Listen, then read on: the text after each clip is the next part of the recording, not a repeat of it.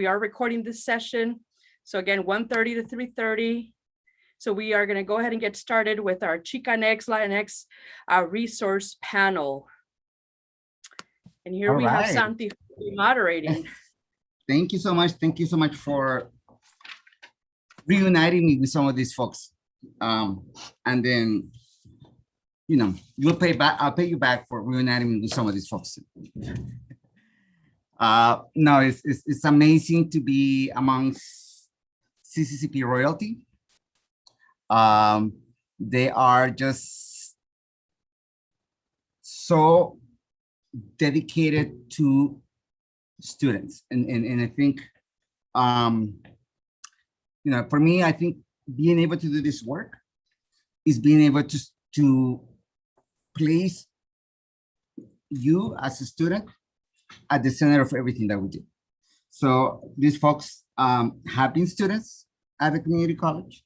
These folks have been students at UCLA, and they have also had the pleasure and displeasure of working alongside with me.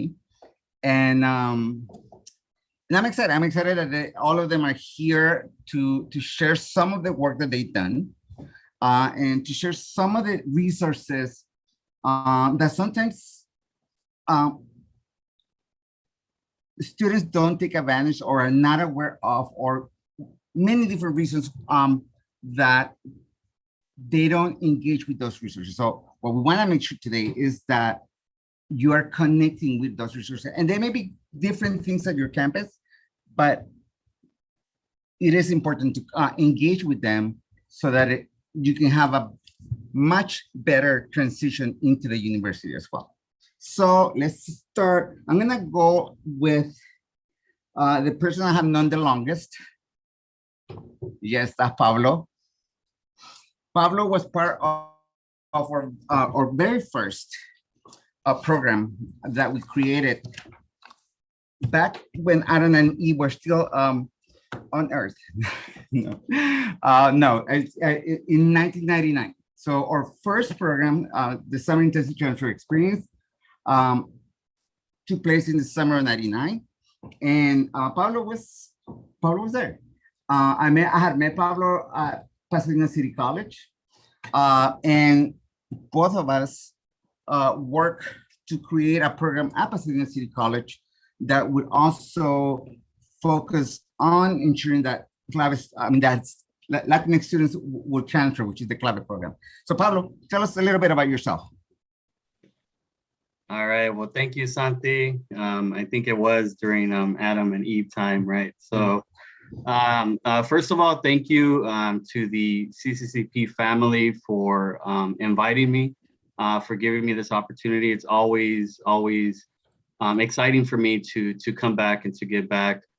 So just a little bit about myself. I grew up in the city of El Monte. For those of you who don't know where El Monte is, it's east of East LA. I come from a single parent household. First one definitely in my family, not only to traditionally graduate from high school, but to go on to college. And for those of you familiar with El Monte, I grew up in the Klingerman apartments.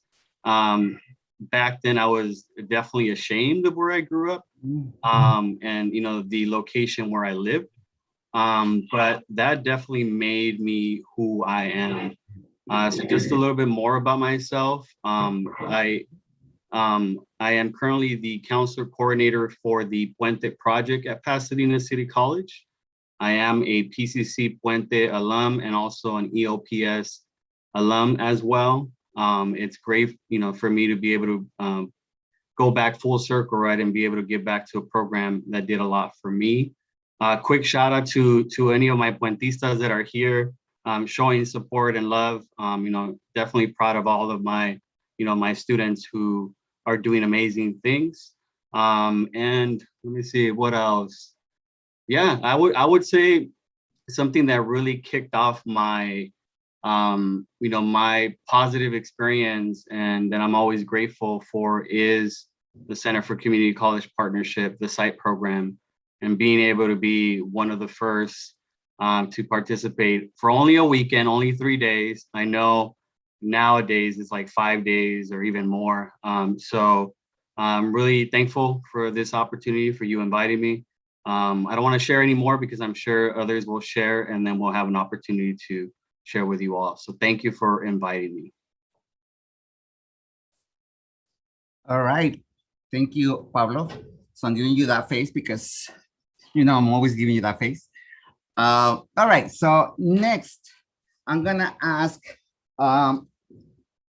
Lupita, who I know she was a scholar in one of our programs a while ago. And I'm going to, you can tell us when. So Lupita, I'm also going to put the bio in the chat, but it's also in the website. And if you can just tell us a little bit about who you are. Yes, of course. Thank you, Santi. And thank you, Claudia, and everyone, my CCCP family, for inviting me to be here. I'm excited to be in this Zoom room with you all.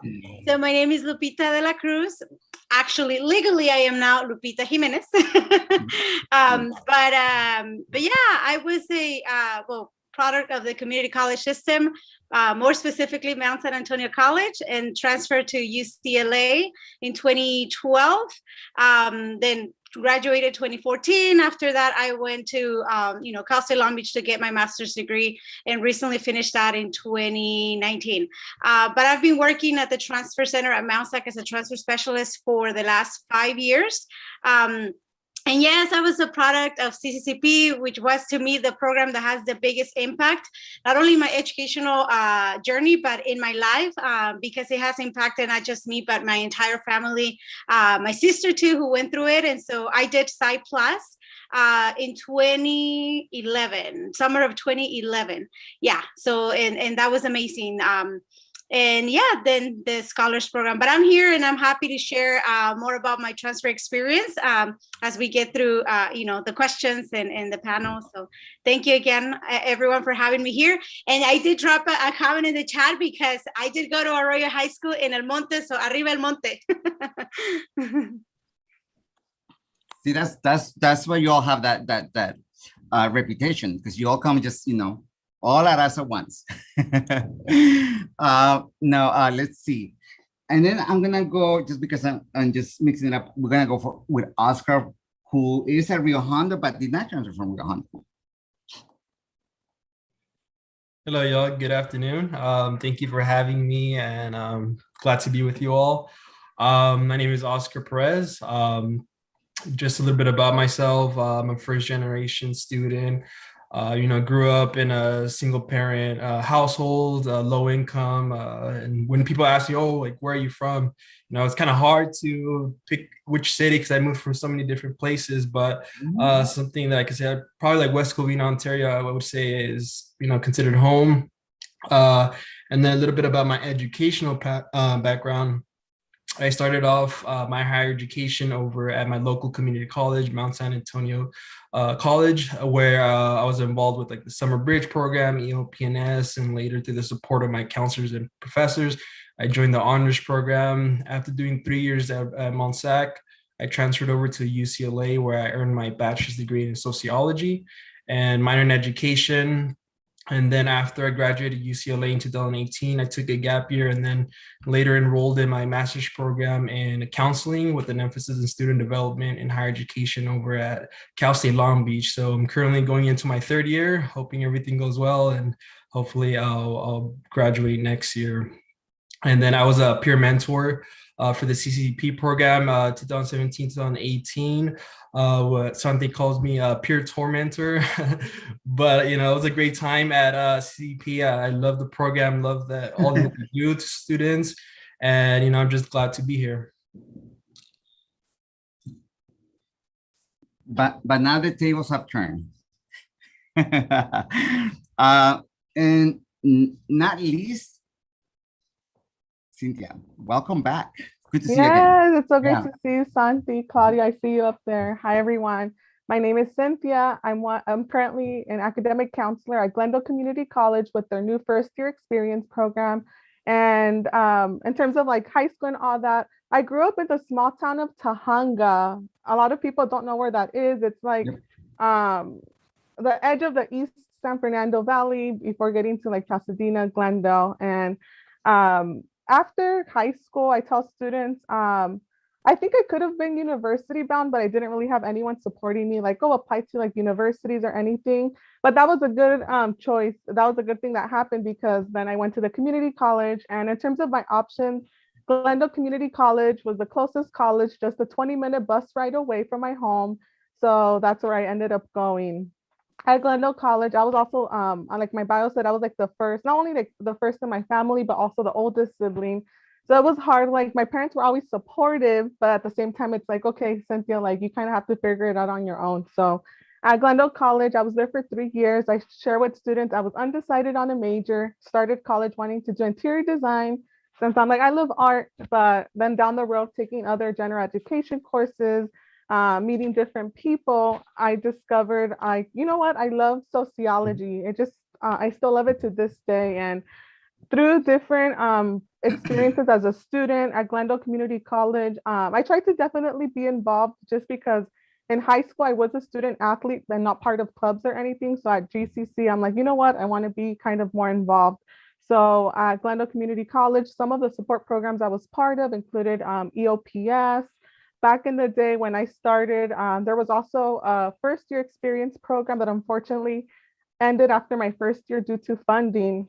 And that program, I want to say, was also very helpful in helping me stay on track with my first year experience. And then unfortunately, I wasn't part of CCCP. I didn't know it exists. So I'm just fortunate when I transferred to UCLA, my senior year there, I was like, you know what, Cynthia, you have to be involved somehow, somewhere. The transfer experience goes by super quick.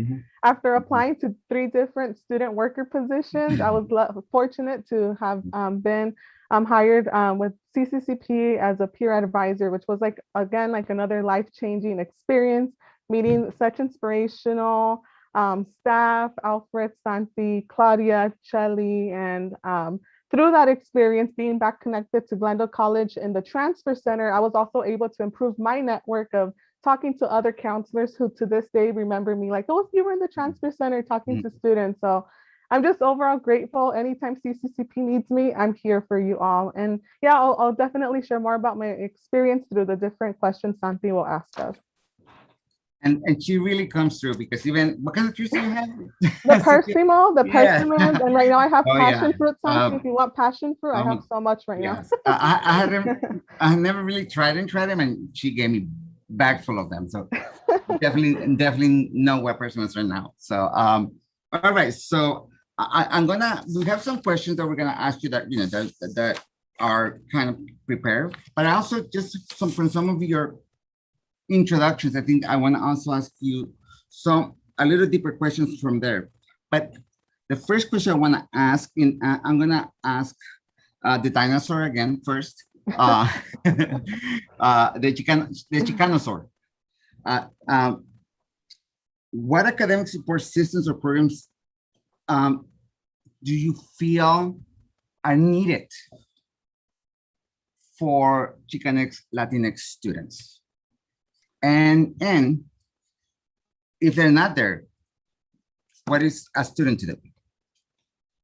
All right. So in just, based on my experience, I would start off first with our students need to, especially at the community college, students need to have a space where they feel welcome and they belong, right?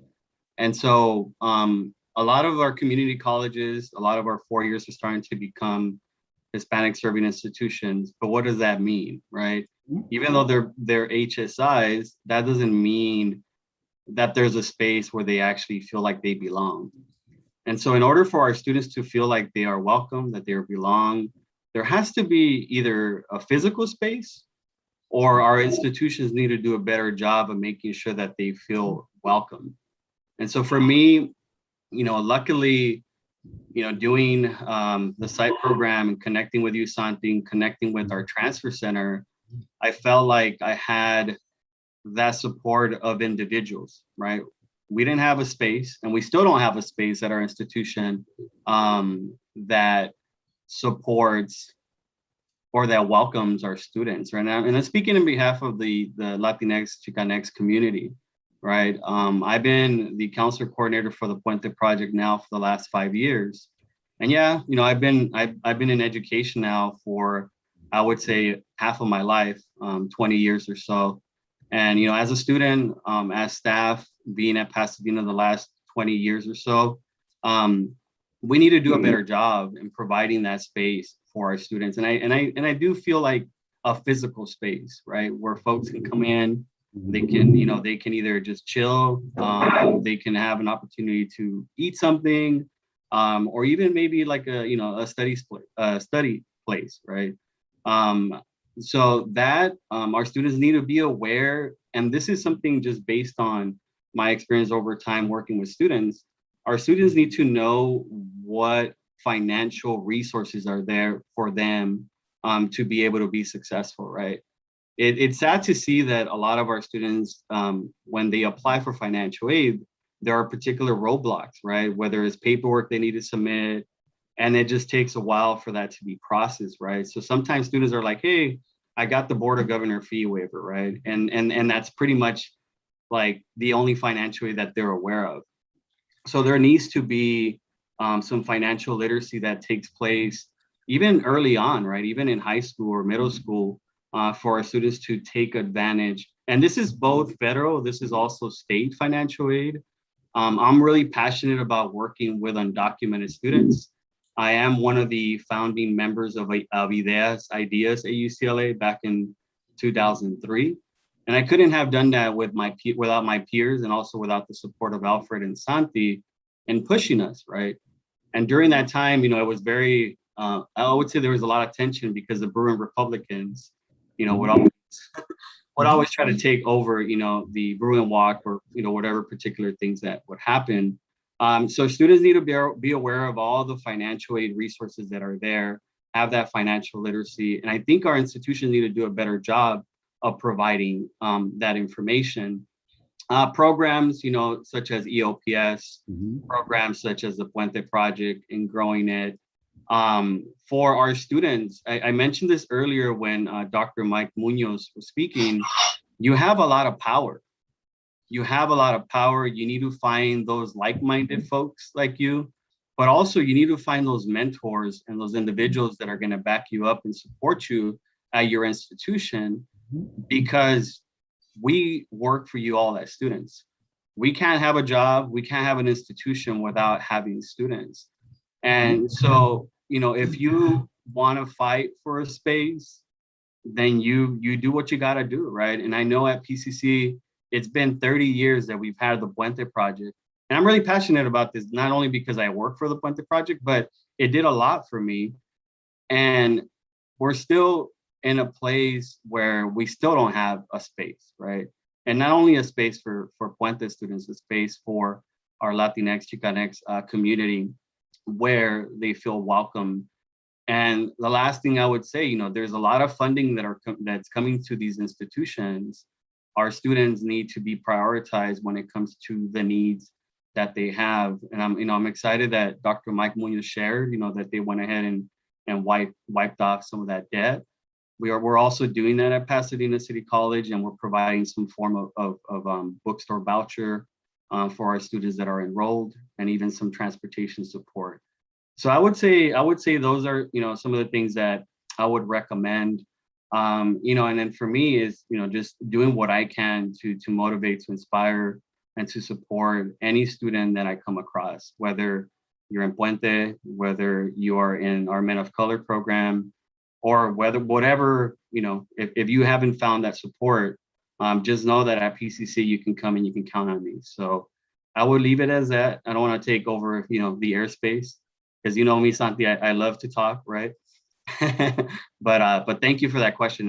You know, it does. Yes, there's a lot of work that still needs to be done. Huh? I do know how you'd like to take things, but that's okay.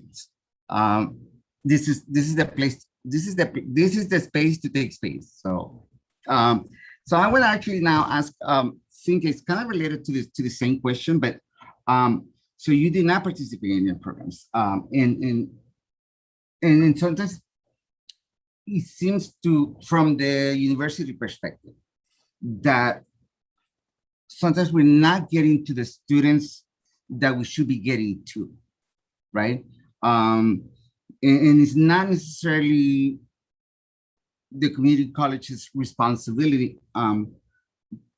How can we do better as CCCP to reach out to those students, particularly because of this being the Latinx webinar? How can we reach better students at community colleges so that you're not accidentally coming to this program, but that is intentionally that you're coming to this program?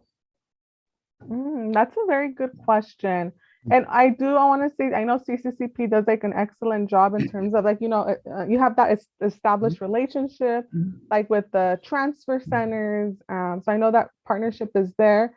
But I think also at the same time, I guess now that I'm a counselor, I think even some current academic counselors probably are not even aware yet of CCCP. So I want to say probably going not just with like not just having that connection with the transfer center, but maybe through the transfer center partnership, just hopefully bringing more awareness with like other support programs, like other academic counselors or other like programs that have counselors, EOPS. I know now with the first year experience program I'm helping develop, I'm definitely going to, I'm trying to develop an Instagram page. So anytime of these like CCCP deadlines come up, I want to be active in advertising this to our students and informing our first year students too. But that's kind of what I see. I think when I inform other people about this program, it's just interesting how they're not still aware about it. I'm not sure. Go ahead. Sorry. No, I'm just trying to think. I think just other programs at the community college not being aware of it. I want to say the transfer center for sure knows about it, but I think we need to go more broader in terms of doing that. Yeah, and I think, you know, just to your point, I think that sometimes we try to do the things the way the community college is trying to do them as well, or we try to be at the place where supposedly the CHICANX Latinx students are going to come to, but maybe they're not coming to that place, and we need to figure out where to go, how to find a real connection, a genuine connection to these communities, because, you know, we've been around for what, 20 years? How old are you, Pablo? I forget. So we've been around for quite a while, and I think, you know, it's still sometimes baffles me that, you know, that people don't know about the program, but you know, but that's the very university bubble that I think we need to break out from. So, you know, I appreciate your response very much. Yeah, and I know sometimes there's like, I'm not sure, I'm still trying as a newer professional, I know sometimes there's politics. I'm not sure if there's politics involved or anything, but there's always politics involved. You know, I mean, I think, and I'm glad that you actually bring that up, because, and what I mean by politics is both the conscious and the unconscious biases that we all have, right?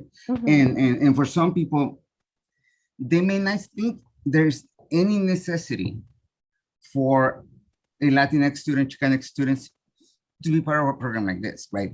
Because they're seeing it through a specific lens that doesn't necessarily, maybe in their mind, requires that, right? But we know it can be a very affirming space for all of us as well. So affirming space. Lupita, can you talk about affirming spaces both at the community college and at UCLA? And how were they affirming to you in specific? Okay. Well, if I go back to my community college experience, at that time, so as an undocumented student at that time, there was really no DREAM program on campus for undocumented students. It is until now. So I guess I'll speak to both what was my experience, but what I see in place right now.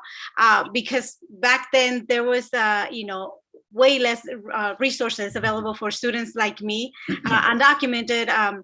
But there's definitely the resources for first gen low income students. So for me, my experience was just really getting very involved with the student life office at Mount San Antonio College. That's where I found the place, the support system that really made me feel that I belong to campus, that I belong to college. And through that experience of getting involved in extracurricular activities and clubs and all that, that's when, I found out through friends, right? Like Santi mentioned earlier, by accident, but through friends, just by word of mouth, that CCCP existed.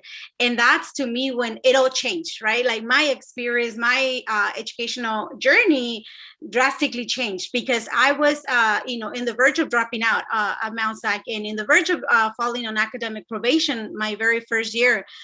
But once I started to look out, for resources and getting involved in clubs and things like that, that's when it all changed. So my experience was just getting involved with clubs on campus. Like for me, the Spanish club was an affirming space, right? Like, and we would definitely, that was my space where I would, appreciate my culture, where I come from, and have those conversations, do cultural events as well. And after I transferred, I mean, at UCLA, really, CCCP was my place. The academic advancement program as well, STOMP, those were the places that I was part of, where I felt supported, and where I know that, they gave me the experience at UCLA that, unfortunately, I know not every transfer, not every historically underrepresented student experiences.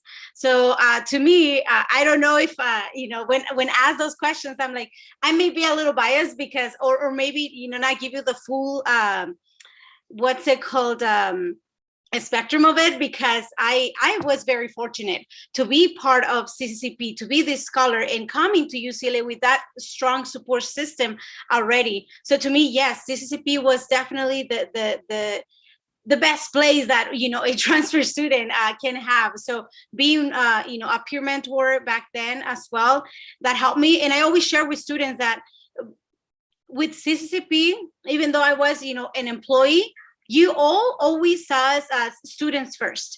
And I remember you always, at every staff meeting, giving us that first, whatever it took, 10 minutes, 15 minutes, 20 minutes, 30 minutes, and sometimes most of the meeting time for us to check in. You wanted for us to, to check in and tell you how we were doing, to support us. And that food pantry that you had there in the office, that saved my life. I'm like, thanks to you all, I feel like, I never really had to, I had my moments or days that I was like really hungry and food insecure, right? But I'm like, not really, because I can go to the office and they will have a peanut butter and jelly sandwich for me. So those are the spaces that really, for me, made all the difference. Like I said, while a community college student, I was not in any support programs. Back then, undocumented students were also not eligible for EOPS, and that was my understanding too, right? That's what I was informed until legislation happened, and EOPS getting state funding as well, and so that things change. But I would say, yeah, those spaces, and right now at Mount SAC, there's El Centro that it's really led by students. Like really, it's a movement, right? That was pushed by students, and like Pablo was sharing earlier, the power, and Cynthia as well, the power that all you all the students have to make those spaces for yourself. So if you don't see the institution doing it, hey, you speak up and you promote. You advocate for yourself and for those spaces to take place. But yeah, that's what I'll share at the moment for that. Thank you, Santi. No, I love that answer. Thank you. Thank you for, I mean, again, I always keep on saying this, and people probably think that I'm just being fake about it, but I always learn from you all. I mean, and through every single one of your stories, I learned new things that I feel, just help me in being able to try to do this work better. So definitely thank you for that. I want to ask Oscar, as a Latino male, what do you feel were things that as an institution, both the community college and UCLA, we could have done better to address that very specific Latino male identity? As we know, these are the students who have been hit the hardest right now during the pandemic. So. Thank you, Santi, for that question. Something at the community college, and so currently right now, I work at Rio Hondo College for the transfer center, and something that I've been involved with that I feel could have helped me when I was in my community college is as a male Latino. We have a male initiative called Legacy, which is Latinos empowered, guided, and cultivated in education, which is, you know, a male initiative program designed to have mentors to help them with, you know, anything they have questions, provide them with, we also provide them with workshops on topics related to, you know, male Latino issues, right? And that provides a space and an environment which, you know, Latinos feel comfortable in sharing and, you know, issues they may be having.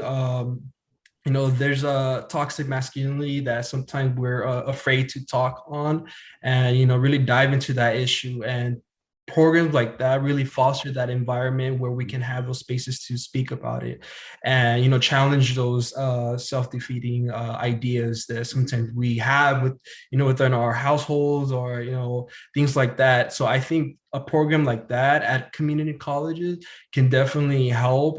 You know, as you may know, there's a lack of educational attainment within Latinos, and that's something that needs to be addressed. And male initiative programs like these that support Latinos is very crucial, I think, in just supporting that. So that's something that I can definitely say that can help community colleges, you know, more initiatives like that.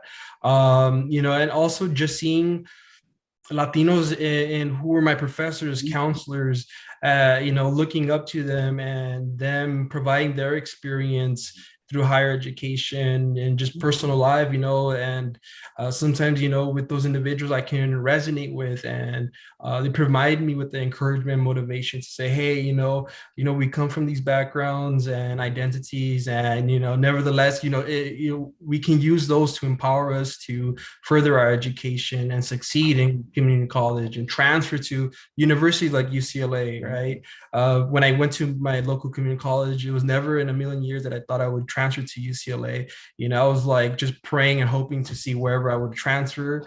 And but there's also a program like the Summer Bridge, EOPNS, who provided me with that support. And that's something that I could highly, you know, recommend students to do, is to be involved with these kinds of academic support programs to help you with your education, provide you with counseling, resources that you need to be successful.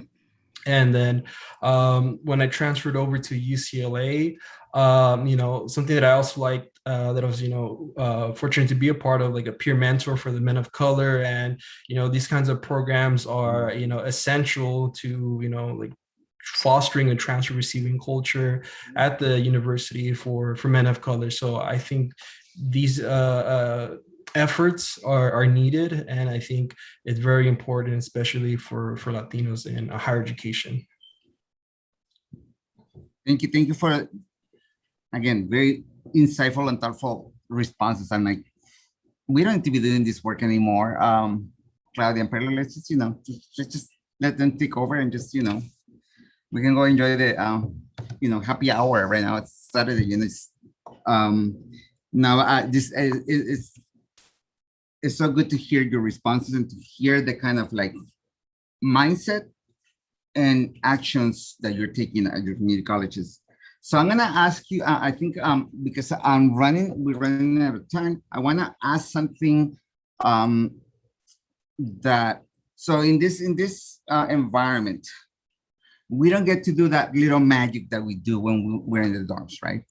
You know, we don't get to like bring the students into the campus and, you know, feed them, you know, morning, noon, and night, and, you know, and have them walk all over the campus. You know, all that magic that happens that makes this this experience about the possibility of UCLA so real, right? We don't have that right now. So I was trying to think of something that you could share about, whether as a scholar or as a peer advisor, that for you represents CCCP. Like, so we did this exercise in with the peer advisors, where I just asked them, look around the room and find something that you feel represents CCCP. I mean, it could be anything. So, like, I have a book that I was prepared. So I have a book. This is Roque Dalton's biography of Pablo Marmol, who was a revolutionary in El Salvador during the massacres of most indigenous people in 1932. And to me, it represents CCCP because we're all about understanding our histories and where we come from, so that we know where we need to go, right? So that to me, CCCP's always represented change in our communities, and that's part of the magic, I think, for me, of CCCP, that it's not just about, I mean, we could tell you, just go to a website and, figure out, and people have told us we should just do that. Just why is there need for a CCCP program? Just all the information is in their websites, right? But we know that's not it, right? So for me, it's always been about how can we ensure that we're connecting all these participants today. We're here, right? I want to make sure that they kind of hear the magic, that they're not necessarily, well, because we're not on campus, it's not coming necessarily true. Yeah. So why don't we start? Let's see. I'm gonna start with Oscar. I'm gonna go backwards this answer. Go, Oscar. So it was something that it comes to mind, like what represents CCP. Is that? Yeah, what represents CCP to you? I think like a word, equity, for sure. Mhm. I think student-centered as well.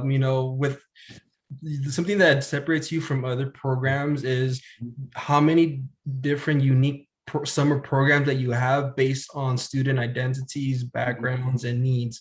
And that's something that definitely by far separates you from other programs. And I think, I give y'all praise for doing that, because, you realize that, students come from these backgrounds and cultures and identities. And, due to these intersecting identities, there's a need.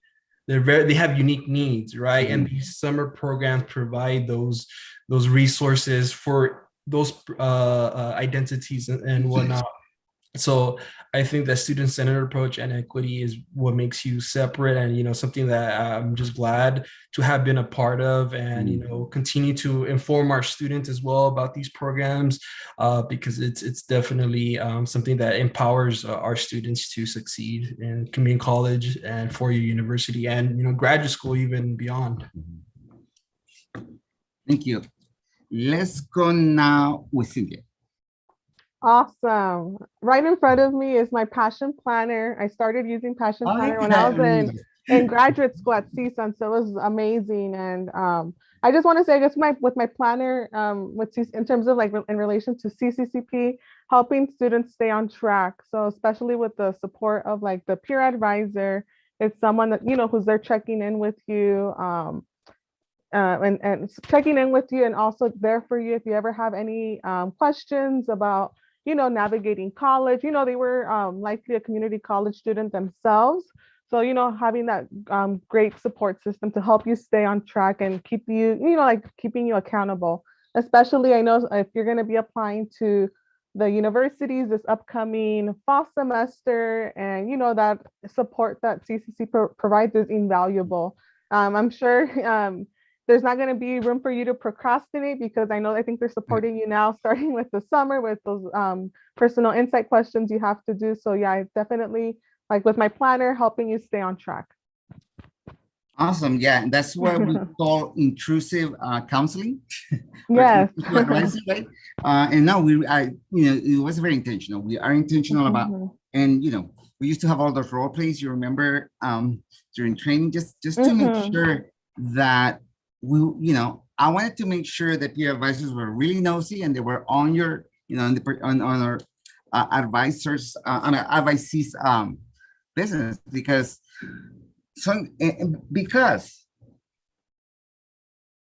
the institutions and systems are leaving you alone to sink or swim. And no educational system should be about that.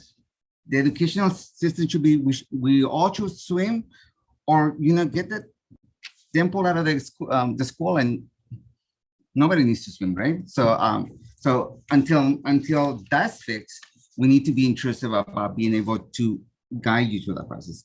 Thank you for that, Cynthia. All right, Lupita. Well, to me, CCCP means so much, but the closest thing that I have with me right now is the Power to the Transfer book. and to me, this and all the work that CCCP does is really, so I'm an ESL student, right?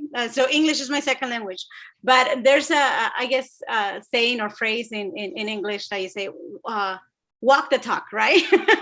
Oh, and vice versa too. And I feel that I can't really say that about, to be honest with you, I'm very honest, very open about any program, but CCCP, like whatever they say, when they talk to us in the peer mentor trainings, as scholars, about critical race theory, about, student equity, about social justice, it's not just the talk.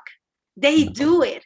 Day in, day out, every single day, and it's a chain of change that you all create with the entire family. It's not, oh, we're done with you, good job, okay, bye. No, it's like, okay, now I want you to bring your sister, now I want you to bring your brother, now I want you to bring your mom, now I want you to bring the entire family.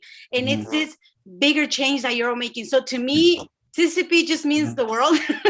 Everything to me, and I always say that I'm traumada with CCCP. But and so thank you all for everything you do, and just to the scholars, make sure you follow through with CCCP. That's the best thing you can do for yourself in your educational journey.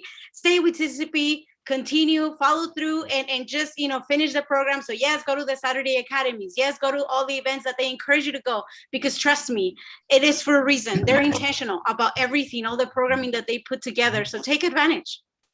Thank you, Santi. And all right. Okay, that's gonna be our mantra or slogan next year. CCCP is the world. That's it. Okay, and then what about you, Pablo? Pavlisky. The dinosaur. So I have, you probably can't see it because of my background, but I'll just explain it. So don't be attributing everything to your background, okay? Well, my virtual background gets in the way of that. So some of my former trio students came over to my house on my birthday to social distance, okay? And they brought me a very special gift. And it's a portrait of Mr. Lewis in the sense of good trouble, right? And so when I think of CCCP, and when I think of everyone that has come along the way over the last 22 years, I think of unapologetic. I think of good trouble, right? And all this amazing work that you all have done over the years. You've been fighting for social justice, right? You've been definitely. I feel like before this whole terminology of equity, like CCCP was doing and has been doing a lot of this work. The other thing is unity and networking. I think of CCCP. I think of you all that have pretty much been the pioneers of making this change, not only in the state of California, right? Not only in the here locally, but around the world. Around the world, and you've done it without ever apologizing to anyone, right? Because your biggest focus is making sure that we change the lives of a lot of our students that haven't been given a chance. And so I would say that's something that really empowered me to do the work that I do. And, you know, I have been, you know, in education for a while, and I feel like Alfred now that I'm getting more white hairs, you know, but I do feel like that's wisdom and that's knowledge, right? And that's a lot of the experiences that, you know, that I've been through that I'm able to, you know, help my students change. Before I close in the sense of like CCCP, I'm definitely thankful not only for CCCP for hiring me, right? I still remember this, like I was at the Bruin Day and I ran into Santi back when there was paper application. Santi was like, "Here, fill out this paper application. You're hired already, but you have to fill out this. You have to fill out this, you know, this application." And that's why I said, you know, like CCCP is a family, right? We take care of one another. And so for the students here, even though you were not able to do things in person, look at all this amazing work that is being done right now, even virtually, right? To have over 100 people earlier to almost 100 people that are here. You know, you're present, right? You're here because you care, and you're here because you are going to change that world. The last thing I'll say, I know one of my dogs is going crazy, and I have 5 dogs. The dogs is be thankful. And this is for me, and you know I never had a chance to do so while I was at UCLA, but I'm thankful for the gardeners at UCLA because they have a lot to contribute to our society. And they really kept me grounded. I'm really thankful for the janitors. And I'm sure one of the janitors there at Campbell Hall, right? I can't remember his name. Mauricio was always, you know, holding it down, really down to earth, right? Yes. Community cultural wealth. Yes. And the most important thing, and I always share this with my students, is the folks at the dining halls. And let me share this quick story. You know, I did TSP, you know, after transferring to UCLA, from PCC to UCLA. And I still remember, you know, when we were finishing the summer program, one of the mujeres there was like, "Hey, so, you know, what are you going to do after, you know, the summer program? Like, where are you going to live? Are you still going to live in dorms?" I'm like, "No, I'm going to live off campus. I'm probably going to cook." And she's like, "Well, you know what? For breakfast and lunch, I got you. So I'll swipe you in, right?" And then she's like, "Guess what?" And I was like, "What's up?" You know, I work at Reaver Hall, but my brother works at, I think it was Deneb. My brother works at Deneb, but he works in the evenings. And so, you know, I was thinking of what Lupita has said, right? Like we eating the maruchan, right? Like just making things, you know, work, right? And so I'm very, very, very grateful for these folks because they made my life a lot easier at UCLA, you know, being in such a large institution where I felt like, at times, you know, I felt like I didn't belong, right? But CCCP, all the folks that work there have amazing stories, have a lot to contribute.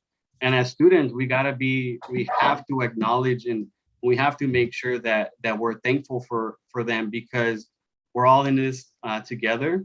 We're all here to support each other. So thank you, Santi. Thank you, you know, to the CCCP family for including us, right, to having us here, or else I wouldn't be the person that I am today. So I will close. You know, I can sing your praises all day long.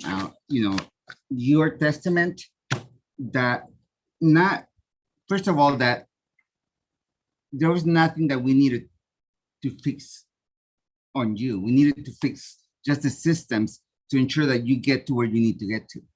And then secondly, that by being in community, we're stronger. We're stronger individually by being in community.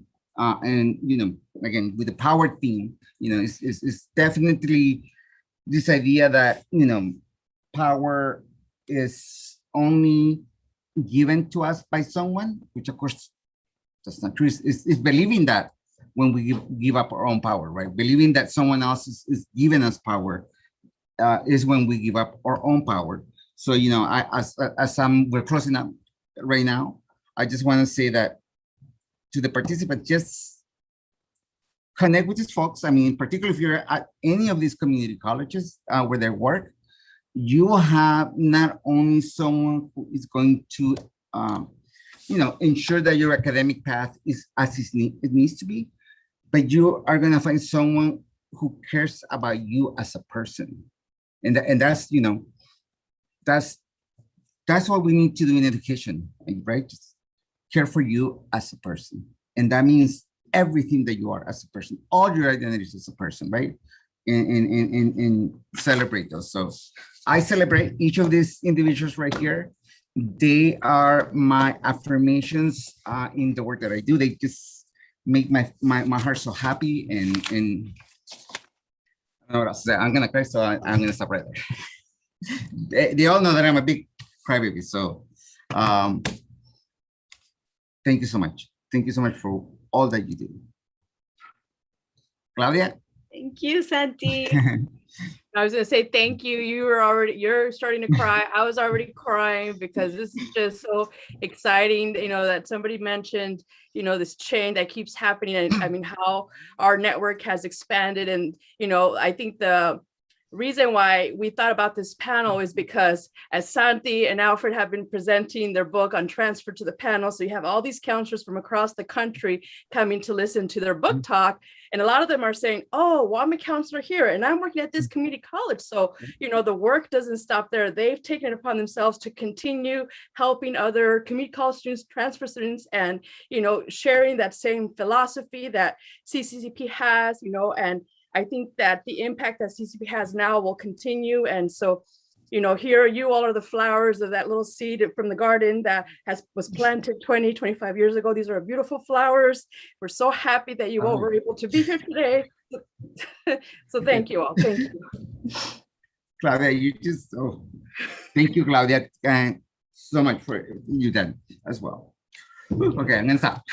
So with that, we're gonna hand it over to, because these are all professionals at the community college, and so they all talked about the graduate degrees. So we now have a panel of people that are here in graduate school that are gonna share their journeys as what what it meant to them to go from a transfer student to a community college. So with that, I'm gonna hand it off to Perla. Los quiero mucho. Bye.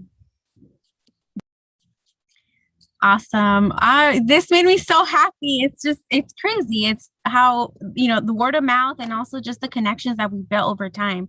So this just makes me so happy. But yes, I have the honor of moderating the next panel. I'm going to go ahead and spotlight them really quickly. And I'm super excited about this panel because a lot of them I have the pleasure of knowing personally. We were peer advisors together, and working still now together. So let me go ahead and find them really quickly. And let's see. I know they're in here somewhere. I can help you with that. Okay, thank you, Santi. If you can just spotlight us, that would be awesome. And I did want to mention, all these last minute calls when we call on our people, our CCCP former mentors, we tell them we need you to come. John Carlo, who I asked, hadn't heard, he showed up. And so he is here. I also want to mention that. So we'll have to add his bio. Well, so. So Right? you found the keys to the van? Yeah. You found She's never going to tie that one down. Just my favorite story, guys. It's my favorite story. All right, let me get this folks. Okay, thank you so much. No worries.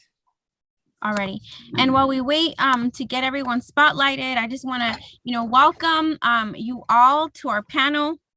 And this is going to be talking a little bit about life after you transfer, life after UCLA, right? And graduate work, graduate school. So it's very exciting to have the panelists that we have here today, and y'all will have an opportunity to present yourselves.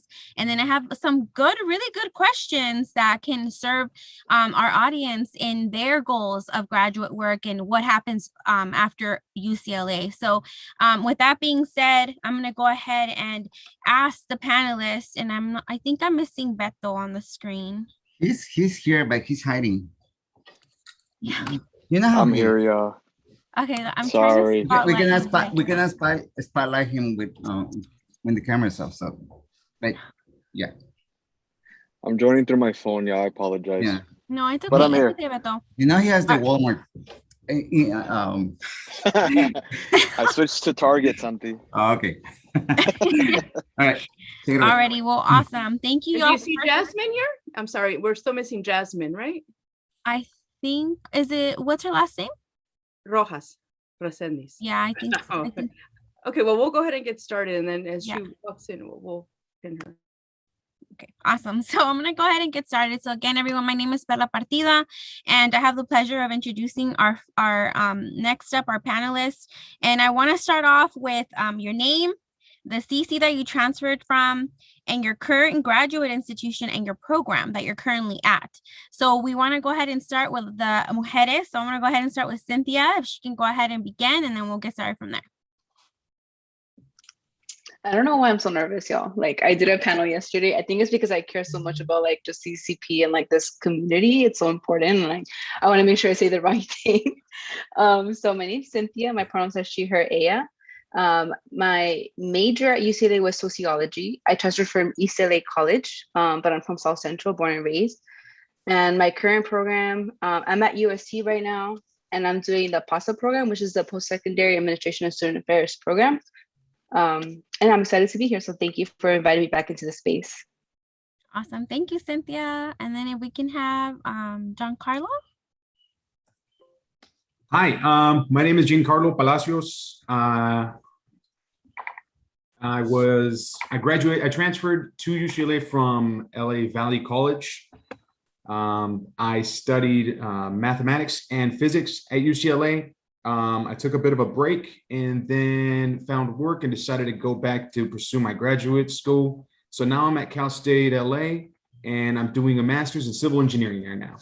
I think I'm in my second year. Yes, we will say second year. Awesome. Thank you. Good to have you here. Omar? Hi, everyone. My name is Omar Leon. I am a past ESL student as well, so I'm a English as a second language. I came here when I was like 12 years old, and I just been going through the public system. I transferred from Kalamazoo College to UCLA. I'm actually a PhD grad student at UCLA. I'm studying materials chemistry. So if anybody's interested on STEM or have any questions about that, feel free to ask me. And I think, I'm pronounced he, him, sorry. Thank you. Thank you, Omar. Beto? Hi, everyone. Thank you for having us. I just want to say that it's an honor and a privilege to be sharing space with all of the panelists today. My name is Alberto Moreno. Feel free to call me Beto for short. As Perla mentioned, I went to Long Beach City College, spent 5 years there before transferring to UCLA in 2015, and then spent 3 years at UCLA. Completed 2 majors, a major in Spanish community and culture, and a second major in Chicano studies with a minor in labor and workplace studies. I then took a gap year. During that gap year, I was just working and then applied to grad school. And I'm currently at Loyola Marymount University, entering my last year in my graduate program. And my graduate program is in guidance and counseling, and my pronouns are he, him. I don't know if I covered everything. Yes, you did. Thank you. Okay, awesome. Alrighty, and with that being said, I'm going to go ahead and jump right into the question. So our first question, and this is a really good question, well, all of them I think are good, but to start us off, at what point did you think of going to graduate school? Did it come from you? Did the people who believed in you push you to do it? And how was the process in negative and positive terms? So the good and the bad of thinking and then making the initiative of going for it and applying. And anyone is open to answer the question. Or I can pick. I can go first. So I think I overheard this from Oscar in the previous panel, but I was not thinking of graduate school when I was in community college. I'm first gen. I'm a proud daughter of immigrants, and I'm the oldest of 4. So honestly, did not know what I was doing. When I applied to transfer, I was like, whoever gets me, like, I didn't think I was gonna get into UCLA. So I was just kind of thinking like, I just want to transfer, then we'll see from there. I think the person that planted the seed was it actually happened during TSP. So I did the transfer summer program, and I had to do an ethnography in Boyle Heights. And long story short, it's just crazy how the universe works, but we were walking down like Boyle Heights, like just walking around. We saw an empty store we walked in, and Doctora Vanessa Chua, shout out to her. She's one of the deans over at ELAC. She actually owned the store. And long story short, she came back and she just told me like, hey, have you thought about graduate school? And I'm like, no, I just got here. Like, it's my second week here. I'm just trying to survive. Like, I don't even know if I'm gonna graduate. She's like, start thinking about it. You could do it. And I think that's what planted the seed. After that, I kind of started talking to other folks. And that's kind of how that seed was planted. And then it was a lot of like doing my own research, advocating for myself, asking for help. I think that's like the biggest thing, is learning to ask for help. I think just being a mujer in general, sometimes like it's hard to ask for help. But I think I leaned on other mujeres to kind of, you know, for support. And I really appreciate like my femtors. So I think that that's how I kind of started my graduate school journey, learning to ask for help and asking for support and not being embarrassed to ask questions. I feel like sometimes I was like embarrassed, like I feel like I should know certain things, but there's no such thing as that. I feel like all questions are valid, to be honest. So if I have any advice, is make sure you advocate for yourself and make sure you ask those questions. Awesome. Thank you, Cynthia. Anyone else want to take a stab at the question?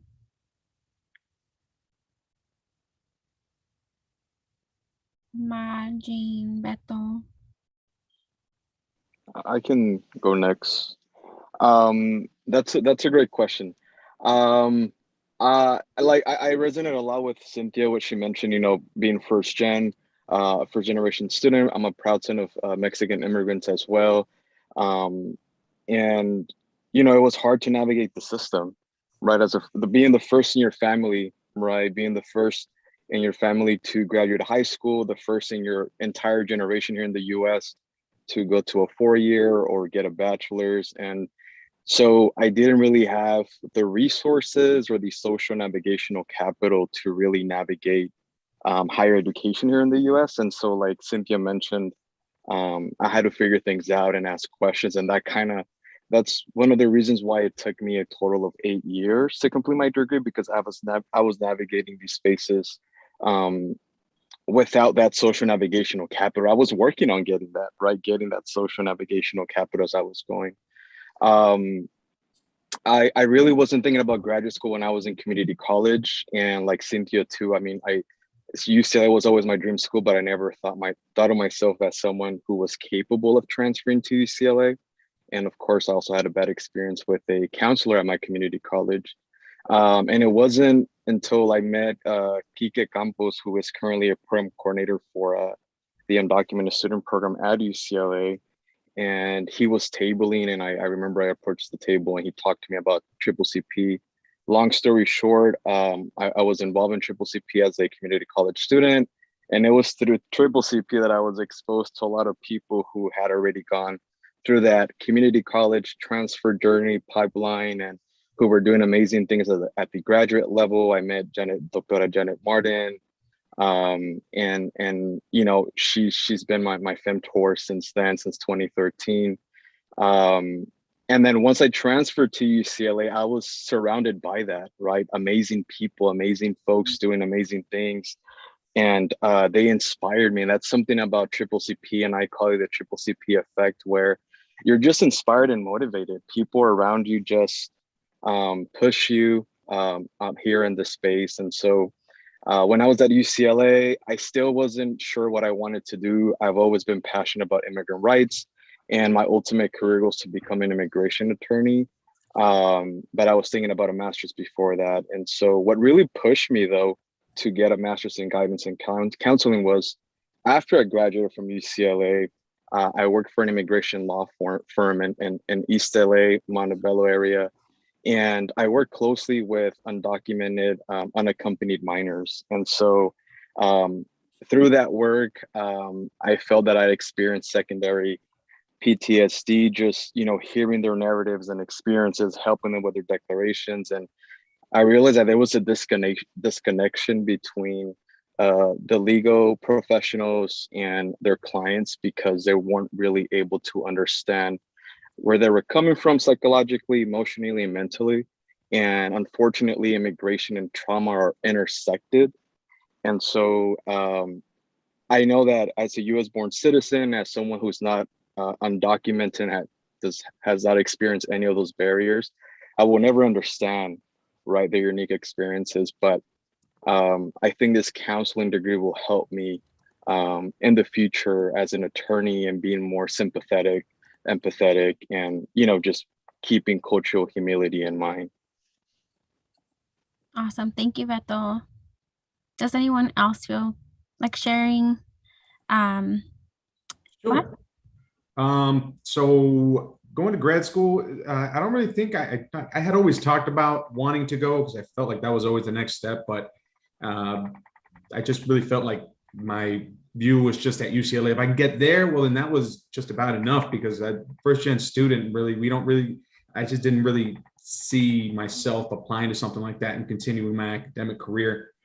It wasn't until I only really ended up applying to one college, and I told myself, similar to what Cynthia says, they pick me up, they pick me up. If not, well, you know, it is what it is. But I managed to find the right people to speak to, and I introduced myself to the program. And I feel like that was something that I had learned when I was at the community college as a student there. I feel like a lot of the staff was really trying to implement into me the idea that you have to put yourself out there and introduce yourself to people, because these are the resources that other folks may already know this, but you kind of have to fish these out yourselves. And getting into grad school was really just, I worked near the area. The lab that I work at is in East LA, and Cal State LA had a really nice program that worked with my scheduling, and I applied for it, and fortunately I got in. And after that, I told myself, right, let's do it. And then I found out that there's not a lot of financial aid for graduate school, so especially not as not government grants. So you have to work a little extra harder to get that money from third parties or loans, God forbid. Not yet, but hopefully I don't have to get into there. Everybody's still managing to pay me through scholarships. But that was something that was a little bit daunting in the beginning, was knowing that it was going to be a little bit more expensive. And I know that at UCLA, the scholarships are a little bit easier to get for people in a lot of our positions, and especially a lot of them in our community. So that was something that I had to work with, and I'm currently working with now. But I'm there, I'm in it, and it's definitely achievable. And so long as you have the right drive and determination, I strongly believe that you will get to that goal. So. Awesome. Thank you for sharing that. You do bring up a good point. The decision for graduate school always has, and like with anything, even when transfer, that money sign attached to it, like, can I even go, as a motivator or to dismotivate you from even trying to attempt? Because it's like, I know financial aid is limited. What am I going to have to do? How many scholarships? Do I do a GoFundMe? Like, there's so many things that go in your head, even just trying to keep going up that ladder. So that's definitely true. And I know that we have Jasmine Rojas in the building. Jasmine, if you can turn on your camera, if possible, that way Santi can spotlight you. If you can't, it's okay. But if you can, that way we can have you on the main screen. Can you hear us? Hi everyone. Sorry, I'm a little of a social introvert. My apologies, but I'm here. All right, awesome. Okay, it's okay. I think Santi. I think once I spotlight with the good. I think after that you can turn it off. It's not a problem. Alrighty, thank you so much. Love you, Jasmine. All right, well, Jasmine, we're gonna give you a couple of seconds to introduce yourself, and then just to catch up on the questions real quick, to get your perspective as well. So, introducing Jasmine. Okay. Hi everyone. My name is Yasmin. I recently graduated from UCLA with a major in sociology, minor in Chicano studies. I did transfer to Fullerton College, so I am from Orange County. And I recently, I'm a first-year student at USC Suzanne Dorick Peck School of Social Work. And the question was like regarding graduate school, right? And how like the process was positive and negative. Yeah, what motivated you even apply to even begin your journey towards, graduate school? Okay, so I think I got kind of lucky in the beginning because I did focus on, ever since I was in community college, I did know I wanted to be a mental health counselor for children. And a lot of people told me, oh, you need an MSW for that, so you need a graduate school. I just didn't know like like how to get there, but I did know in the beginning there was difficulty, you know, how a lot of peers have mentioned, first generation, also legal status of obstacles. I do happen to be a documented student, so navigating that on its own. I guess one of the positivities is finding a femtor. At UCLA, there's a 580 cafe that provides the Thrive program, and they were able to partner me up with a femtor who has almost the similar social aspects that I do. And they were able to guide me through the whole process of it, especially learning how to, I think one of the key aspects of it was learning how to negotiate my scholarship with USC. At first, I believe it was like a $4,000 that they gave me, and I thought I was stuck with that. But my femtor told me, no, you're able to negotiate that. And there's definitely that was, I think, that was the greatest benefit. But yeah, that's as far as I can answer the question. Awesome. Thank you. Omar, did you want to answer that question? I can go unless y'all short on time, but I can answer it quick. Okay, so I think everybody mentioned this, but I'm also a first gen student. So there was a lot of blind spots for me on what I wanted to do. When I got here, again, like I said, I was 12 years old. So I didn't know what to do. I didn't know how to speak English or anything like that. And we got to a community that's in the socioeconomic part of town. So a lot of the value was placed on people that knew how to learn English or how to speak English in our middle school. So actually, most of the professors or teachers were teaching us English for work as they defined it. So in a way, this educational system is really, really not helpful in some ways, but thanks to a lot of mentors, I was able to just continue my career. Now, at what point did I decided to do grad school? I actually don't know at what point. It kind of just happened. So it was like I was going through undergrad. I didn't know what to do. I didn't know how to do anything. I knew I was gonna get a degree, but I didn't even know how to apply to jobs. So I had a really good mentor. By talking to my professors constantly, I just kept myself within like within their loop. So they saw that one of the grads or one of the undergrads there got into a grad program, and they were like, why don't you apply as well? And I was like, I don't know what's that. So they just told me, fill the application, follow the thing, and if you get, then like we can just go along that. And thanks to the mentors, I was able to just like apply. I had a pretty good curriculum, I guess, and a pretty good letter of rec, again, because I just communicated with them, and it just happened, and I got accepted. And I was like, it's in LA, close to my parents. At that point my dad was sick, so I was like, I'll take it. It will be my first step. From here I'll see what I can do. And yeah, so I don't really know at what point it happened. The negatives was that I didn't know what was going on at any point. I just knew that my mentors meant good for me and that I could like continue just working through it. So it was really good that I had someone I could just trust and rely throughout the process. But you know, that was a positive, and also the negative, because I wasn't aware of what was happening at most of the time. But I mean, now I understand, and you know, working hard towards it. But yeah, um Thank you so much, Omar. And one question that kind of came up to me right now, and in deciding right to go to graduate school, for some of you are at private institutions and some of you are public. That is a question that I know comes up, like which one should I do, why, and if one of like our private, I know USC is in the house. I'm also a USC alum. And then if we can have someone from public kind of give their opinion on the why. And yes, we all know it could be the money. But for many of us, we have other goals and we want to go to either public or US or private. So if you can speak on that and the decision of which institutions to even apply to.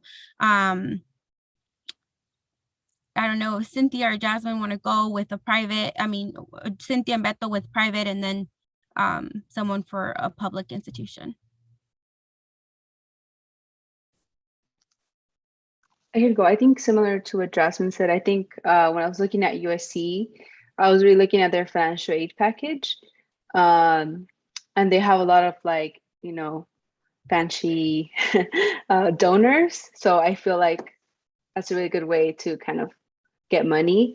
But yeah, I feel like the money part for me was a big decision into going to USC. It is expensive, but honestly, they were the ones that gave me the most generous financial aid package. That was my decision.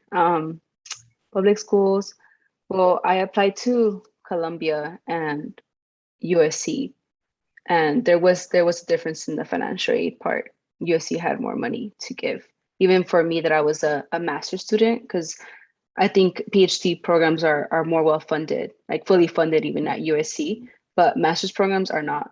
So, and then also like my program's only a year, so it's not that expensive. Like I don't have to take that many units. So I took that into consideration too.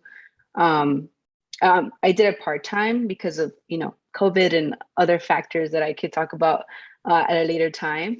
But yeah, I think it was like a holistic thing when I was looking at USC, but I could definitely, that was one of my concerns even for undergrad, like, should I go to a public school or to a private school? What is the difference? For me, it's like, what I think is the difference is like the money and where it comes from. And, and just the culture, like USC it's a different culture in itself than UCLA. I'm experiencing it right now. I didn't really get to experience that because we're all on remote. But even working within residential education, it's really different than UCLA's. I don't think one is better than the other one. They just focus on different things based on their current population. So, and then I guess another thing for me when I decided to go to public or private was, for me, I think I started looking at which school would provide me with more growth. Like I thought that maybe if I went to UCLA, like I would be really comfortable. I knew where everything was at, all the resources, everything like that. But when choosing USC, honestly, it made me a little bit uncomfortable, to be honest, especially coming from South Central and, all the people that got displaced from my community because of the school. It's like a weird thing. It's really complex, but I don't know, it was a big decision and I decided to, attend and take up that space. So a lot of factors into specifically USC, I know, but in my opinion, that's like with the private school, but I think all schools have their pros and cons. So I'm really like open book. So if anybody wants to talk more about the cons, I'm good to talk with that as well. But I'll let somebody else share that goes to a public institution. And you bring up a good point. It's like breaking out of your comfort zone, because you know everything, all the resources, but it's like learning. That's where you learn the most, is when you're uncomfortable and you're in a new space. So that can also trigger you to, hey, let's see what's over here and try something new and grow even more. So that's an awesome point of view, Cynthia. I'm someone from the public institution. UCLA is public, right? Yes. Okay. Again, I'm on a PhD program, so it's a bit different from what Cynthia mentioned before.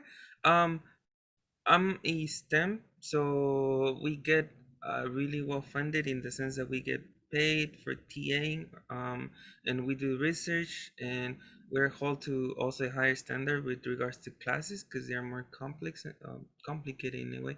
But the process, it's very, very interesting in the sense that the application is not hard, but the questions and your ability to perform science is what speaks, and that speaks through your letters of rec. And I can assure you that GPA is not a big factor. I know friends that had GPAs of 2.8, 2.7, and they were still able to get a PhD. It's about how well you can do science and that networking capability. I know it might seem weird, but it is true. So I offered that if you have questions, if you're gonna pursue STEM, I don't know how many of the people right now present want to do STEM, but if you want to and you're pursuing that, please, like, you feel free to contact me, or like I think you can contact me to Claudia, or I can leave my email or something. But like the navigation of STEM is a bit hard because at many points, at least I felt like I couldn't continue because these classes are hard, but there is ways to actually go through it. And again, the reason why I chose UCLA, and this seems like a weird factor, but it's just completely different for sciences, was because of collaboration. I applied to USC and I got in there, and yes, I can attest that in the PhD program they do give more money to USC PhD students, but UCLA offer a lot more opportunities for that idea of networking, collaboration, and just growth in general. And again, in STEM, that is a really important part. It's about the connections you can make, the science you can build, and how you can continue in that path. It's a bit different from other subjects, I guess. Awesome for bringing that perspective, Omar. And we tend to forget that STEM is a whole different beast, just in regards, in comparison to the social sciences and things like that. And so it's good to see, you know, the differences between a private and a public in that manner as well.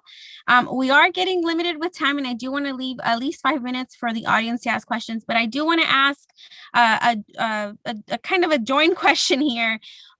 You know, along your journey and you're you know, on your journey currently as graduate students, what changes would you like to be seeing right now? What changes do you want to see right now, or that, you know, for the future generations that are coming into, you know, a graduate space?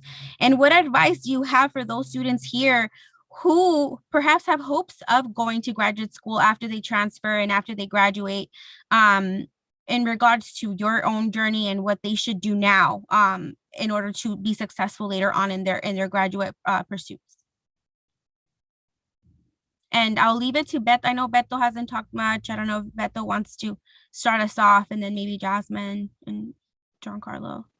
Yeah, I think Claudia's gonna laugh at me because I keep saying these are great questions, but they really are. I think to the first question, what comes to mind is representation, and we know that students of color, BIPOC students, were not well represented at the graduate level, and so more access, more representation. We know, you know, in the context of this webinar, the Latinx community makes up about, you know, less than or about 10% of graduate students nationwide, and when we look at that chart, I'm not sure if we'll have an opportunity to look at it throughout the rest of this academic year, but usually at CCCP, we look at this chart from the Chicanos Research Studies Center, where out of 100 students, Latinx, CHICANX students, out of those 100, about 4 or 5 go to graduate school. And when we look at other demographics in terms of sex and gender, you know, Latinas only make about 4%, you know, at the graduate level nationwide. And so for me, for that first question, is creating access for students of color. And the second part, can you repeat the second part really quickly, Perla? Yeah, just any advice that you would give the audience here today in regards to, you know, what maybe starting to think about graduate school for their future.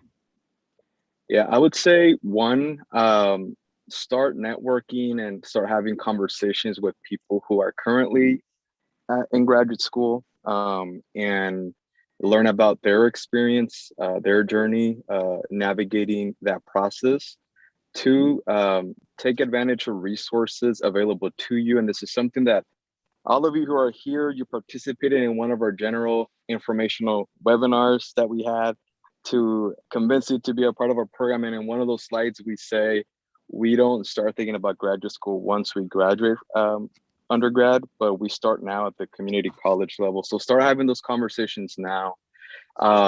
Take advantage of the resources. Once you transfer, whether it be UCLA, Cal State Long Beach, or private institution, take advantage of research programs, graduate mentoring, so on and so forth. And the third one, advocacy. Make sure that you're advocating for yourself, because when you advocate for yourself, you're also opening doors and opportunities for generations coming after you. And so something that I like to say is tear down gatekeepers and build bridges. And so I want for all of you to kind of leave with that for this question. Awesome. Thank you, Beto. And I'm not sure if Giancarlo or Jasmine want to help us out with this question. Yeah. Sorry, what I would want to see and then what I would advise. I definitely want to see more access. And Beto's not lying when he says that these disparities are something that we see even in the professional level. The lab that I work at in East LA, you see the disparity. I mean, one of the biggest ones that I tried to advocate the most of, even when I was in community college, was women in STEM. And that's a disparity that's been seen throughout the years. And I do whatever I can, even with my nieces or even some of my cousins. I tell them, listen, there's so much money. There's so much money for women in STEM. So if there's any inclination that you have to pursue some field in there, trust me when I tell you that there are so many femtors and mentors that are willing to literally latch onto you and push you on. And it's a difficult field. They're all difficult beasts, but I know that something like that is very easy to get pushed out, especially when it comes to women in STEM. And that's something that I've seen with a lot of my family members and friends too. So I definitely want to see more of that. Something that I would advise all the students that are pursuing or are in pursuit with their academic career is own that space. I think it goes without saying that there are many of us that in their initial stages, when they found themselves in a place that they really felt they didn't belong, there was some sort of imposter syndrome that we all somehow experienced. And I'm obviously one of them too. But it wasn't until I really felt ownership of the stuff that I was doing that I felt much more drive, much more determination to pursue more and more and more. And that really may just be it. It's just own the space that you're in because you really do belong there. And it's not just a mentality thing. You really have to see yourself present in these things that really does help. At least it helped me in the long run. So that's something I would advise a lot of the students that are pursuing their academic careers at this point. Awesome. Great answer. Thank you. Jasmine, did you want to share some thoughts? Yeah, just stemming off of what everyone else is saying, I think it's very important for institutions to also be educated on how to help various communities. I think speaking as an undocumented student, I kind of had to navigate it for myself and kind of tell institutions, no, I'm not an international student. No, I'm not this, this situation. So more, to create more, as Beto was saying and Giancarlo was saying, to make it more accessible to communities. And as for advice, I understand that, creating a better income, social mobility is all of our goal, but make sure that you're doing what you love. Because at the end of the day, if you don't have a passion for it, it's going to feel, like a draining job that you have. So make sure you enjoy it and also pace yourself and always practice self-care because academia is very intense and it could drain you out. And as a person who had various burnouts and even passed out at work one time when I used to work in customer service, it's not worth it. Just take care of yourself, please. Undergrad or graduate school, whichever one you do. No, that is true words right there. Self-care. And we tend to forget because it's like that GPA, we want that GPA or we want those grades or whatever. And it's like, well, what's going to happen when you're not at your 100? Everything else goes to, and I'm not going to say the word, but y'all know you can't finish my sentence. So yes, definitely. And at this point, I want to thank you all so much for answering a couple of our questions. I do want to leave it up to the audience. Maybe they have a couple of questions. I've been monitoring the chat. There's nothing there yet, but maybe we'll take one or two. If you can raise your hand and ask our panelists the questions, go ahead and raise your hands and I can call on you. And unfortunately, I'll pick one or two just for, time purposes. Any questions? This is the time. We have some STEM graduate folks in the building, social sciences. Ask your questions because time goes flying on by, y'all. 1 minute you're at, your UC or your, undergrad, and all of a sudden it's graduate time. It hit me like a ton of bricks. So ask your questions. Let's see. Paola, as a STEM student, how do you not burn yourself out? And that is a good question because my brother is also doing engineering and pobrecito, he's like locked up in a cave right now somewhere. So for my STEM graduate students, be real.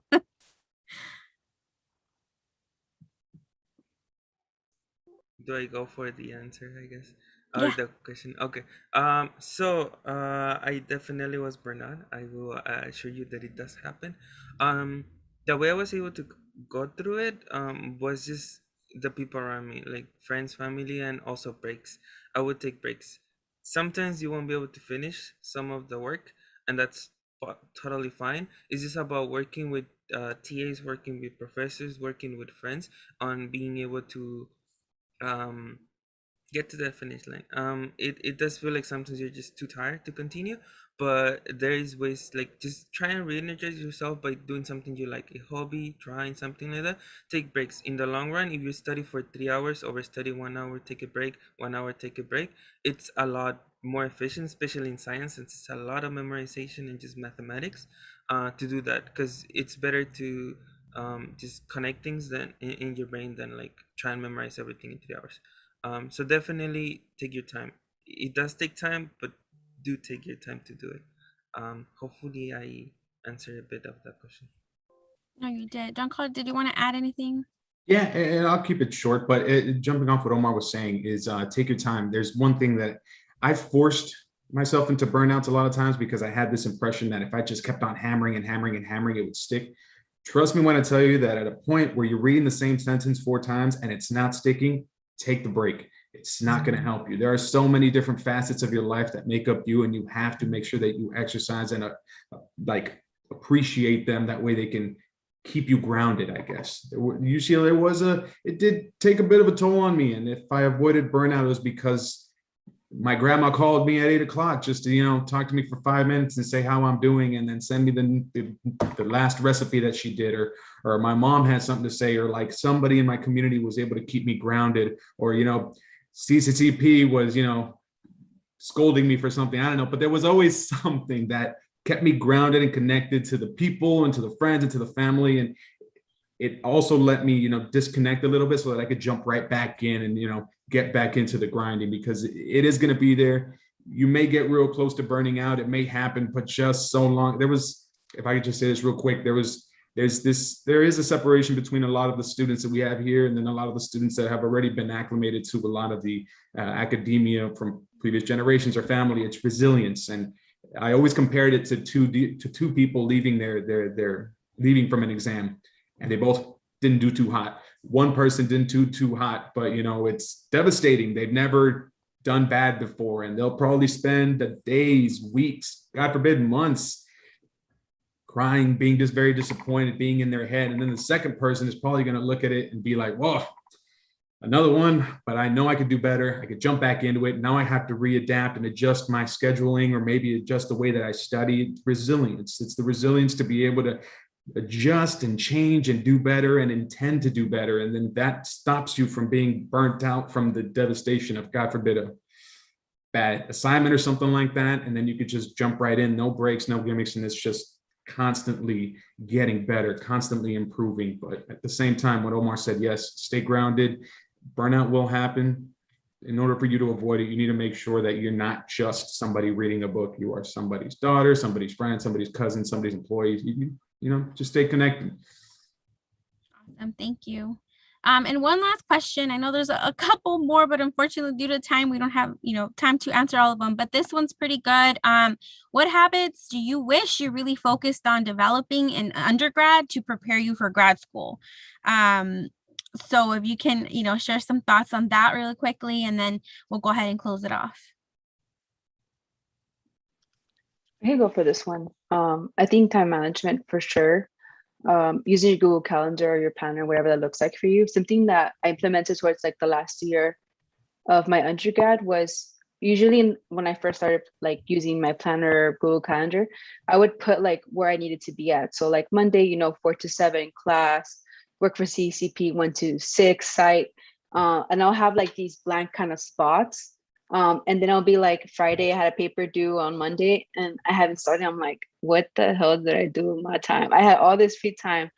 And I'm like, okay, I was on Instagram or TikTok for like an hour and a half. Self-care, self-care, but like I could have lowered that a little bit, that could have been TikTok for 30 minutes. And then I could have started my outline like an hour. So something I recommend is for sure is if you're able to also put what you're doing on your quote unquote free time. That's not to say that, you have to schedule every single minute of your time, but even like scheduling when you're eating to make sure that you are eating, when you're showering, things like that. So after you're done with the week, you could, take a step back, look at your calendar and reflect and make those necessary changes to your habits and what you're doing. So I recommend that. Another skill is learning how to properly, efficiently read an article or a book. I'm from a low socioeconomic status. So when I was at UCLA, I was working 3 jobs, and it was hard to read a 40-page article.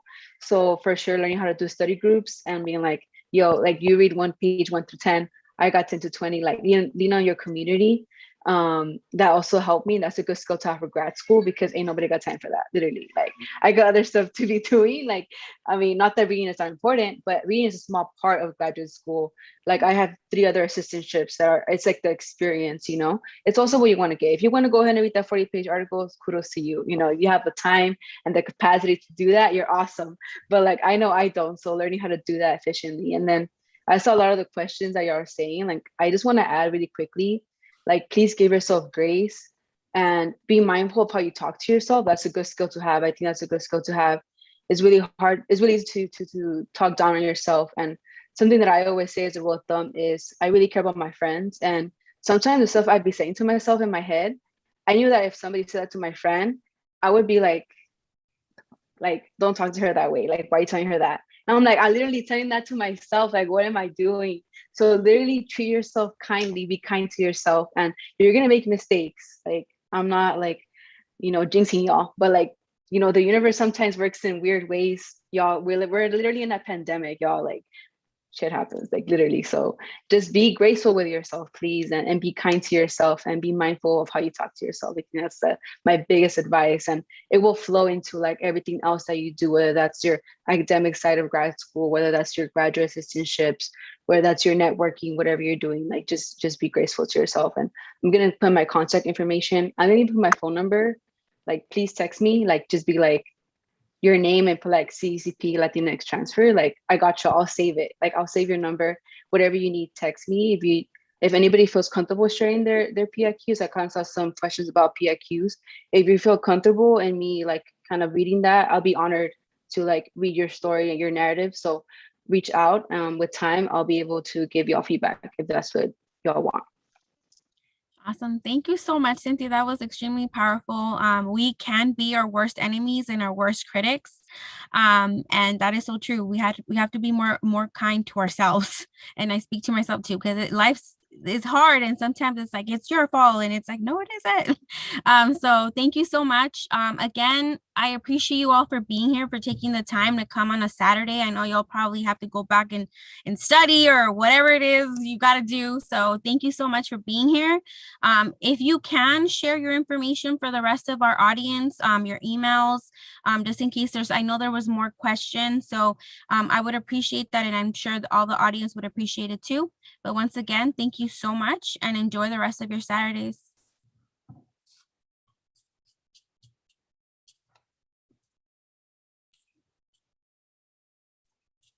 And Claudia, Thank you all. Thank you all. Thank you all. Thank you.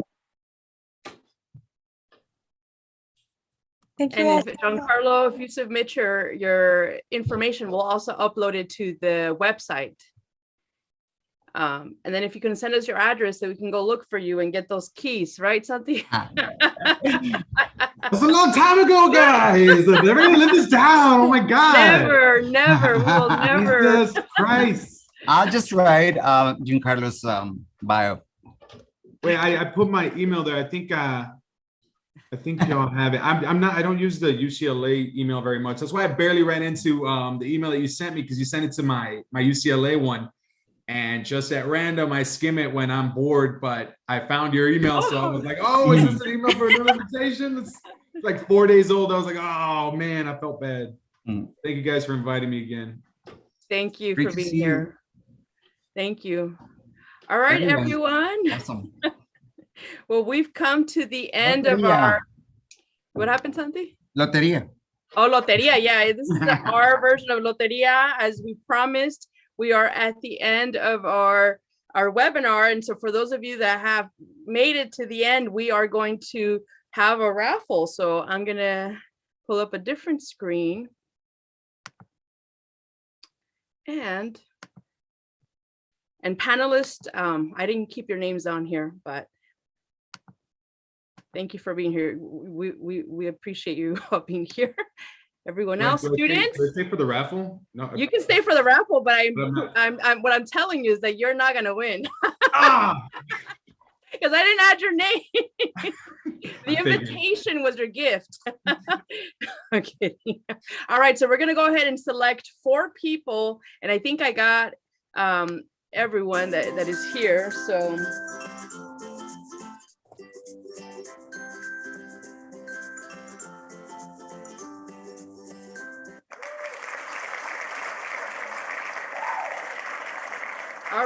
Dominique. So you get our first raffle prize. Is Dominique here today, right now? Somebody help me monitor the chat. All right. They were here today. I'm not sure if they're here now though, but they were here. Yeah, they're earlier. not in the building, so we're gonna spin it again. Oh wait, no, they're here. I just got a message. Perfect. Oh, Someone okay, said I'm I here. wrote down her name. Here, Okay. here. Oh, Okay, yay. Viviana? Is Viviana here, Sanchez? Yes, she's here. Awesome, awesome. So we're gonna get your information and send you a link to fill out. So remove, and we're gonna do 2 more.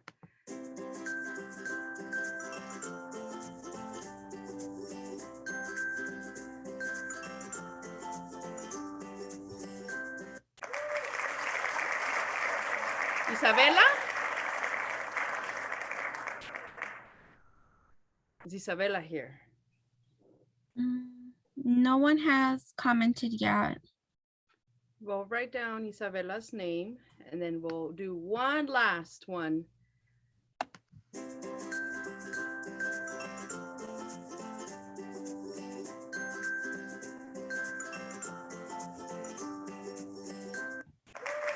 David Torres.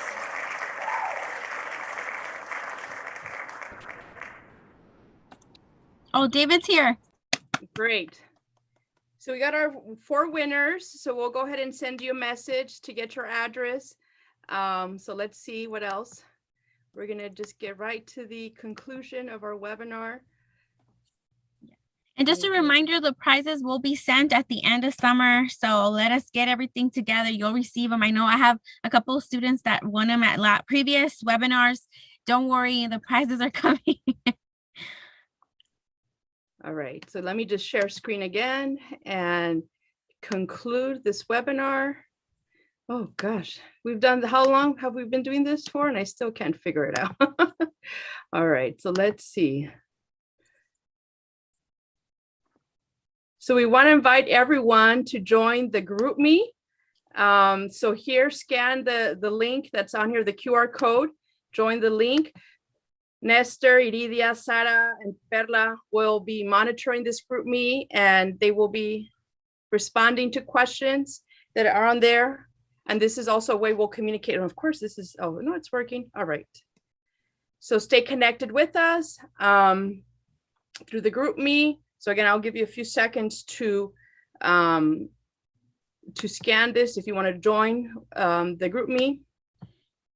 And let's move on to the next one. We're almost done. Perla, do you want to talk about this slide? Yes, definitely.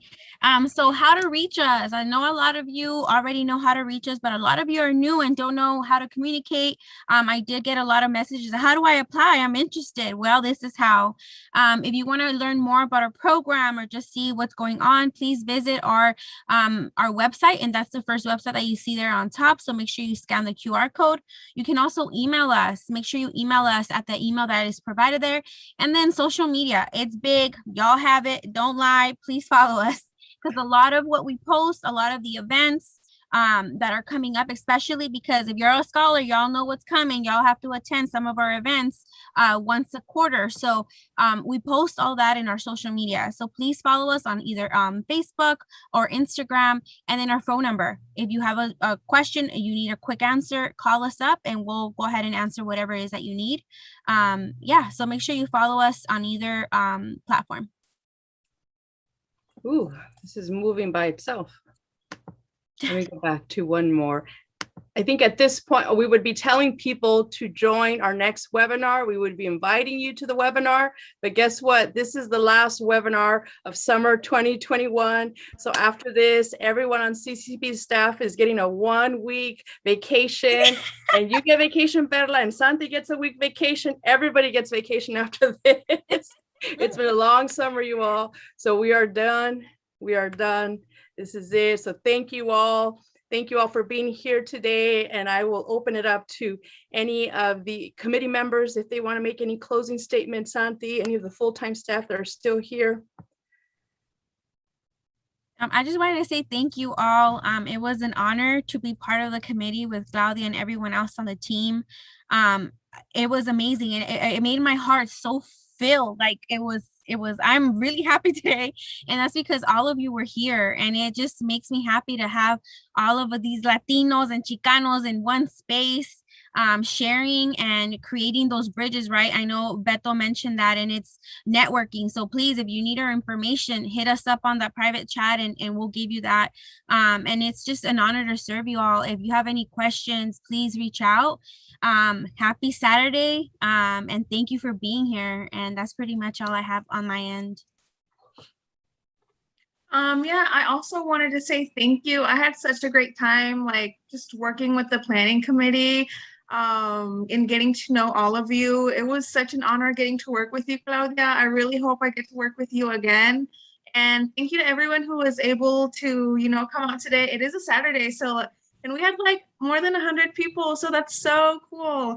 And also shout out to Perla, who was the one who suggested Dr. Munoz, and I'm still not over like everything he said.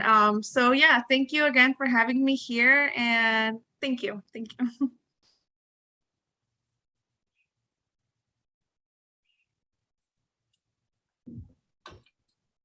So I just, I knew this was gonna be a webinar of CICE Purísimo feelings, and that was awesome. I mean, I think definitely the folks behind this, I mean, outstanding. I just, I mean, just so, I mean, I think it was good for me. And I'm thinking, of course, a student, but I was like, wow, this is so good for me. Like, just to be in community, just to speak the same language, even though it's all kinds of different languages at the same time. And to be, just to be reminded that, we're a big familia. Maybe sometimes we may have arguments about, the quinceañeras and, all this other kinds of stuff. But at the end of the day, we're going to look out for each other. So, stay with the family. And I know a lot of people always ask me about, do I really believe that everyone that goes through the program has the potential to get into UCLA or to, to get all these things accomplished? And my response to that is not whether I believe it or not, is whether you believe it, right? So, just, I wouldn't do this work if I didn't believe that we all have the potential. We all have the potential. We can. There has been barriers, but we have agency. You have the power. Use it. And we'll see you soon.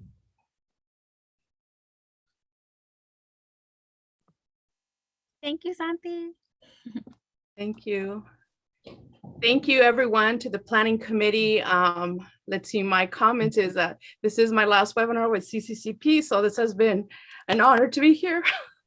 And hopefully next year, we'll do it in person, and we'll have our first residential site program for CHICANX LATINX students, and you all will invite me to speak at that one. But thank you all, it's been great. Claudia, you have been godsend, and you have been a blessing, not only in the work that we do, but thank you for everything that just as part of my own journeys. Thank you. Thank you for pushing me, challenging me, and being a solid rock. Thank you so much. And you're not going too far, but still. No, I was gonna say, wait, she's not going that far. I'm just gonna go downstairs. I'm just gonna go downstairs. So hopefully I'll still get invited to the planning and everything, because this has been such a rewarding part of the job, to be able to have a space for our community, and it's intentional, where we are able to speak and say buenos dias, and just the colors, everything, everyone represented. And so it's just so beautiful to be here today with all of you, to be in familia. So thank you all. If anybody else has any other comments before we close, then maybe we can stop recording now. Yeah, I'll stop recording. I'm like, thank you all. Yeah, thank you for being here, y'all. Have a great Saturday. If I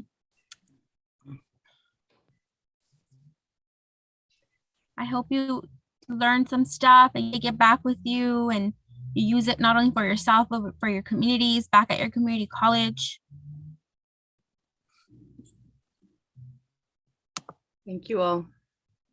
All right, this is the point where it gets weird. We're like, everybody should go enjoy the rest of their Saturdays. Thank you all for being here. Love you all, but you don't have to go home, but we are gonna close this room. We are gonna close the webinar. We're gonna We're gonna kick you out of the Zoom. Oh, and thank you for your comments too. Even in real life. All right, muchachos and muchachos. Thank you. Bye, y'all. Bye, and thank you to all the panelists that are still here. It was a great day. Thank you, Esmeralda.